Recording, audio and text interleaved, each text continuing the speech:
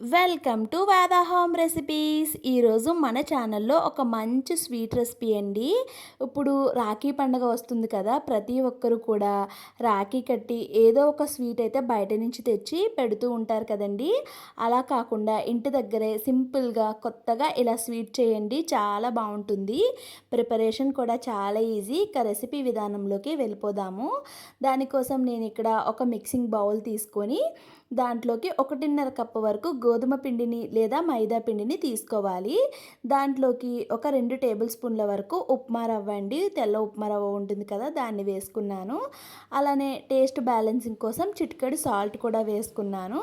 వేసుకొని ఇప్పుడు 2 టేబుల్ స్పూన్ల వరకు నెయ్యిని వేసుకుంటున్నాను. వేసుకొని మొత్తం అంతా కలిసే విధంగా కలుపుకొని కొంచెం కొంచెం వాటర్ వేసుకుంటూ చపాతీ పిండిని ఎలా అయితే కలుపుకుంటామో ఇక్కడ అదే ప్రాసెస్లో కలుపుకోవాలి. వాటర్ అయితే చూసుకొని వేసుకోండి.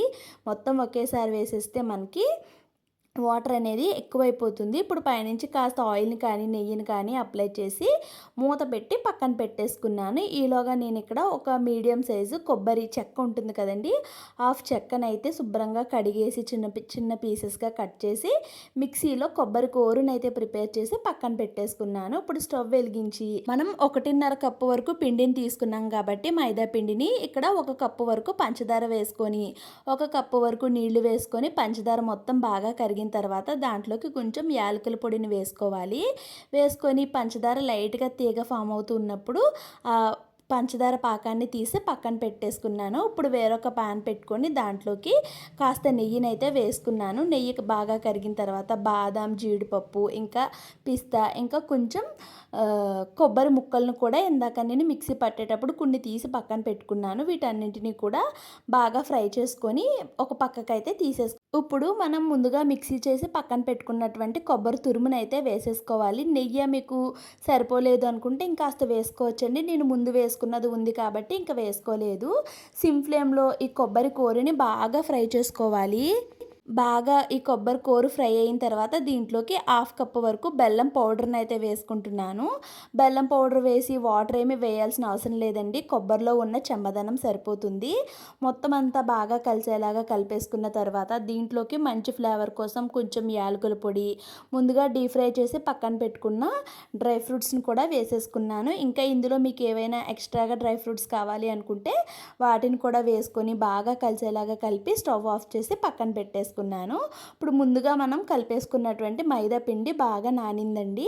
ఇప్పుడు దీన్ని మనం ఎలా చేసుకోవాలో చూపిస్తాను. ఇక్కడ ఒక పూరీ పీట లేదా చపాతీ చేసుకునేది ఉంటుంది కదా, దానికి కాస్త నెయ్యిని కానీ నూనెని కానీ అప్లై చేసుకొని ఒక చిన్న సైజు బాల్ని అయితే తీసుకోవాలి. తీసుకొని దాన్ని ఇలాగా ఈ విధంగా చపాతీని మనం రెగ్యులర్గా ఎలా ఒత్తుకుంటామో అదే ప్రాసెస్లో ఇక్కడ చపాతీని అయితే చేసుకోవాలి.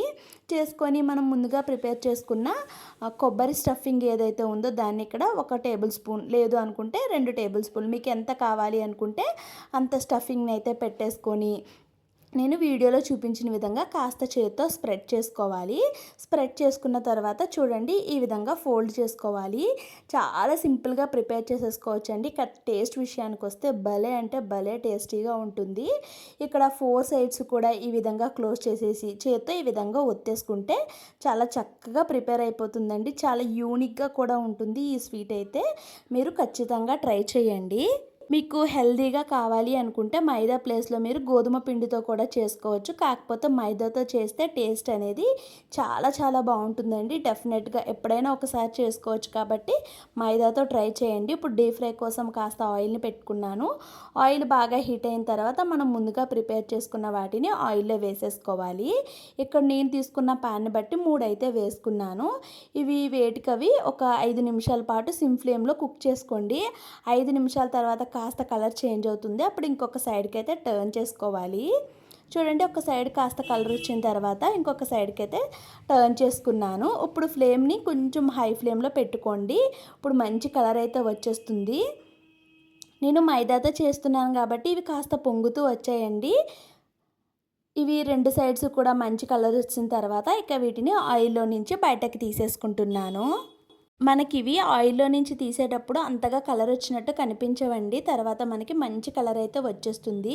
ఇప్పుడు అదే స్టవ్ పైన ఇందాక మనం ప్రిపేర్ చేసుకున్న షుగర్ సిరప్‌నైతే పెట్టేసుకున్నాను. దీన్ని కాస్త వేడి చేసుకొని ఇక్కడ నేను ఇదే ప్రాసెస్‌లో మిగతా వాటిని కూడా ప్రిపేర్ చేసుకున్నాను. వాటిని కూడా ఇందులో ఒక్కొక్కటిగా లేదు అనుకుంటే మీకు ఎన్ని పడతాయో అన్నిటిని వేసుకొని అటు ఇటు టర్న్ చేసుకుంటూ బాగా ఉడికించుకోండి. మరీ ఎక్కువసేపు అందులో ఆ షుగర్ సిరప్‌లో వదిలేస్తే మనకి బాగా పాకం అనేది పీల్చేసుకొని మెత్తగా అయిపోతాయి. కాబట్టి ఒక నిమిషం పాటు ఫ్లేమ్‌ని హైలో పెట్టుకొని ఈ షుగర్ సిరప్ అటు ఇటు తిప్పుతూ ఒక సెకండ్ పాటు షుగర్ సిరప్‌లో ఉంచుకొని పక్కకు తీసేసుకుంటే సరిపోతుందండి. చాలా టేస్టీగా ఉంటాయి. ఈ రాఖీ పండక్కి వేలు వేలు పెట్టి వందలు వందలు పెట్టి స్వీట్స్ కొనే పని లేకుండా ఇంటి దగ్గరే హెల్తీగా చాలా సింపుల్‌గా మీరు చేసి పెట్టండి. టేస్ట్ అయితే నెక్స్ట్ లెవెల్ ఉంటుందండి. డెఫినెట్‌గా ట్రై చేయండి. ఈ రెసిపీని ట్రై చేసి మీకు ఎలా వచ్చిందో కామెంట్ సెక్షన్‌లో కామెంట్ చేయండి. Please do subscribe my channel. Thanks for watching.